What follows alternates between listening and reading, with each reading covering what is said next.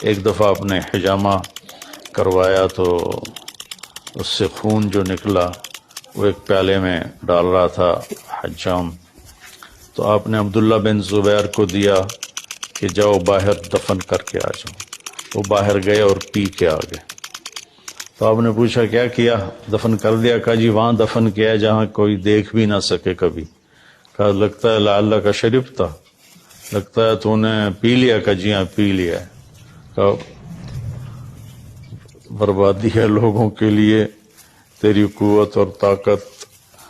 تو پھر حضرت عبداللہ بن زبیر نے مختلف میدانوں میں جو کفار کے خلاف، رومن امپائر کے خلاف اور پرشین امپائر کے خلاف جنگیں لڑی اور اس میں بہادری کے جوہر دکھائے۔ ان کے سامنے کوئی کھڑا نہیں ہو سکتا تھا، ان کے سامنے کوئی ٹک نہیں سکتا تھا۔